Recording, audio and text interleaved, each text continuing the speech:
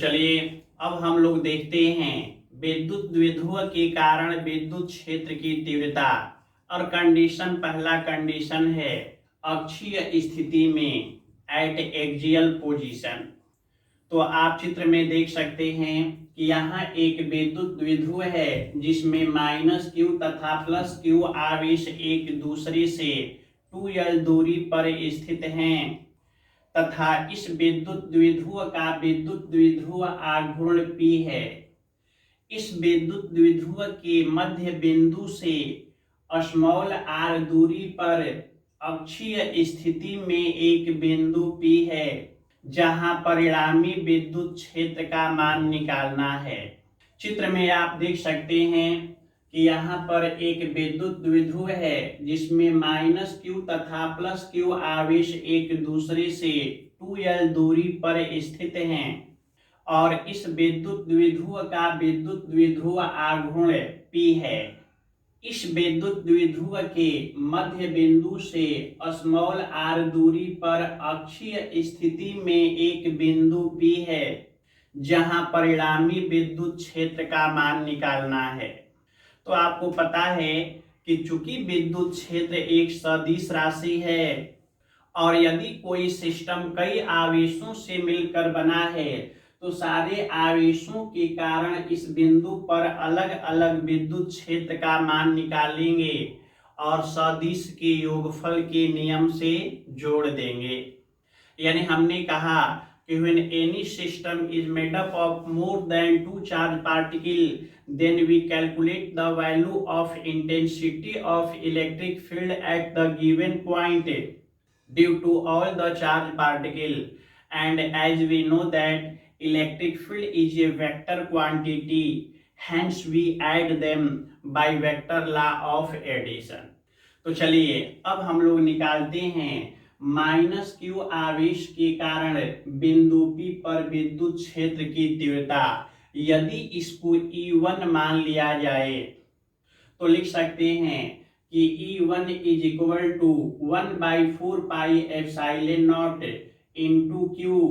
By R plus L का whole square. और यदि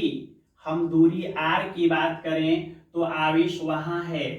तो भाई चूंकि दोनों आवेशों के बीच की दूरी 2l है, लेकिन जब मध्य बिंदु से दूरी देखेंगे तो l, यानी वहां से वहां तक की दूरी l और यहां से यहां तक की दूरी r, तो टोटल दूरी को देखा जाए तो r प्लस l। और यदि यह दूरी r प्लस l है, इसीलिए आप लिखे हैं कि E1 is equal to 1/4 pi epsilon not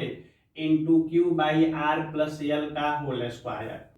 और यदि इसके डायरेक्शन की बात की जाए तो आप कह सकते हैं कि बिंदु P पर यदि एक धन आवेश की कल्पना करें तो वह ऋण आवेश और बिंदु P पर धन आवेश, ये दोनों विपरीत प्रकार के आवेश हैं और विपरीत प्रकार के आवेशों के बीच आकर्षण बल लगता है। इसका अर्थ है कि -q आवेश इसको अपनी ओर खींचेगा और आकर्षित करेगा, और आकर्षित करने का तात्पर्य है कि E1 की दिशा हुई बिंदु P से -q आवेश की ओर। और इसी प्रकार से यदि +q आवेश के कारण बिंदु P पर विद्युत क्षेत्र की तीव्रता का मान निकाला जाए, यानी हम लोग कह सकते हैं कि +q आवेश के कारण बिंदु P पर विद्युत क्षेत्र की तीव्रता यदि E2 मान लिया जाए तो लिख सकते हैं कि E2 is equal to 1/4 pi epsilon not into Q, और R की जगह वहां पर R माइनस L, यानी R माइनस L का होल स्क्वायर। और यदि इसके डायरेक्शन की बात की जाए तो भाई वहां पर प्लस आवेश, यहाँ पर भी हम लोग बिंदु P पर प्लस आवेश की कल्पना करते हैं, तो ये दोनों समान प्रकार के हैं और समान प्रकार के आवेशों के बीच प्रतिकर्षण बल लगता है, अर्थात यह आवेश इसको दूर भगाएगा। और दूर भगाने का तात्पर्य हुआ कि विद्युत क्षेत्र E2 की दिशा हुई +q आवेश से बिंदु P की ओर। और अब जरा दोनों ही विद्युत क्षेत्र पर विचार किया जाए तो आप देख सकते हैं कि E1 इधर जबकि E2 इधर, यानी ये दोनों एक दूसरे के विपरीत हैं। और आपको हम पढ़ा चुके हैं कि यदि दो सदिश एक दूसरे के विपरीत दिशा में हैं तो बड़े में से छोटे को घटा देते हैं। यानी हम लोग लिख सकते हैं कि परिणामी विद्युत क्षेत्र E is equal to E2 minus E1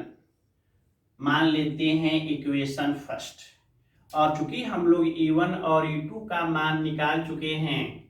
तो कहा जा सकता है कि E1 तथा E2 का मान समीकरण 1 में रखने पर, और यदि रख दिया जाए, अब यहाँ के बाद हम पृष्ठ चेंज करेंगे, आपका पेज चेंज होगा तो आप पहले इतना नोट कर सकते हैं। परिणामी विद्युत क्षेत्र E is equal to 1/4 pi epsilon not into Q by R minus L का whole square minus 1/4 pi epsilon not into Q by R plus L का होल स्क्वायर। अब यदि 1/4 pi epsilon not into Q को common लिया जाए तो लिखा जा सकता है कि E is equal to 1/4 pi epsilon not into Q, और ब्रैकेट में लिख देंगे कि 1/r माइनस एल का whole square minus 1/r plus L का होल स्क्वायर। और यदि इनको जोड़ा जाए तो E is equal to 1/4 pi epsilon not into Q, नीचे एलसीएम लिया जाएगा तो लिखा जा सकता है कि r माइनस एल का whole square into R plus L का होल स्क्वायर। और देखा जाए तो r माइनस एल का होल स्क्वायर से ये कटेगा तो यहाँ पर बचेगा r प्लस एल का होल स्क्वायर, और यदि इसका 1 से मल्टीप्लाई किया जाए तो r प्लस एल का होल स्क्वायर माइनस, उसी तरह से r प्लस एल के होल स्क्वायर से r प्लस एल का होल स्क्वायर कटेगा तो बचेगा r माइनस एल का होल स्क्वायर, और यदि इसका 1 से मल्टीप्लाई किया जाए तो वहां लिखेंगे r माइनस एल का होल स्क्वायर। अब आगे की ओर हम लोग लिख सकते हैं कि E is equal to 1/4 pi epsilon not into Q, और यदि होल स्क्वायर के वैल्यू को तोड़ा जाए तो लिखा जा सकता है r square plus L square plus 2rl, और माइनस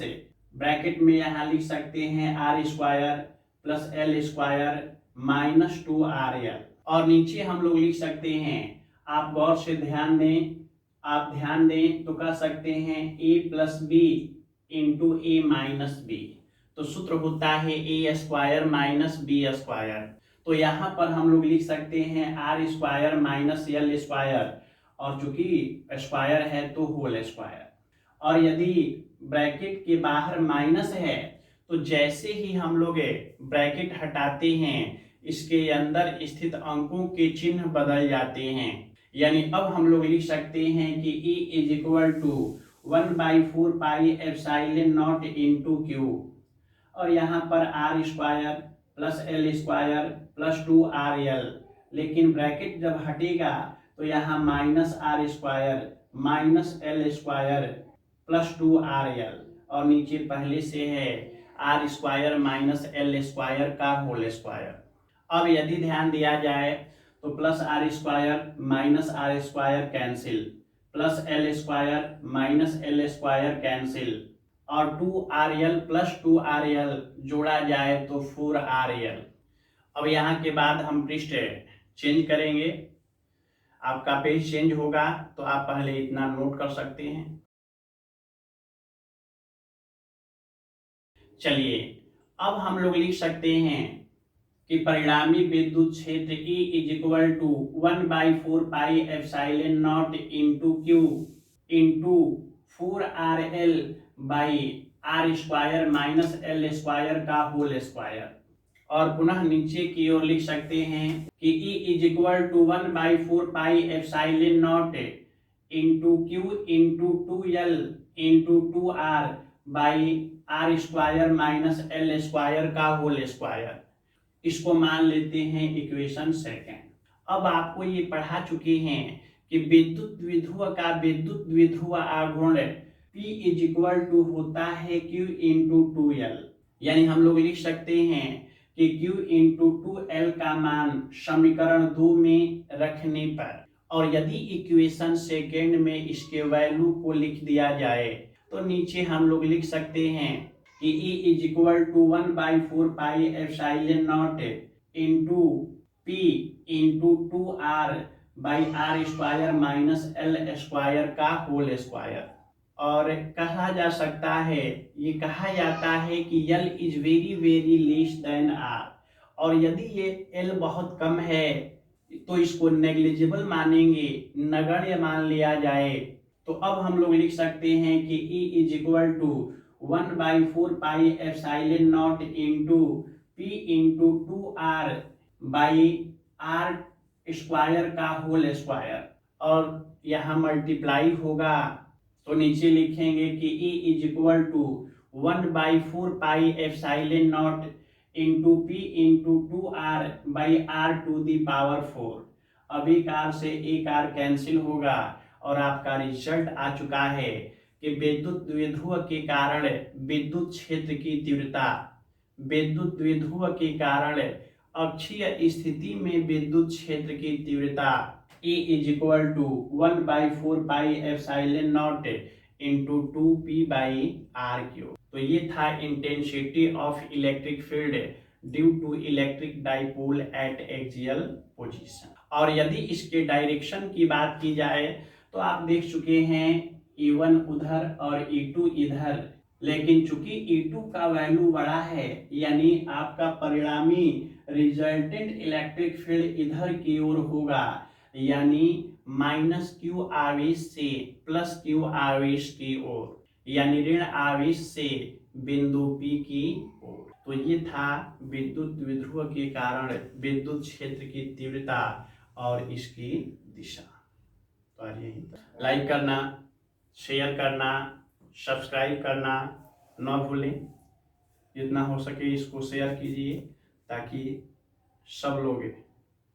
इस पढ़ाई का फायदा उठा सके।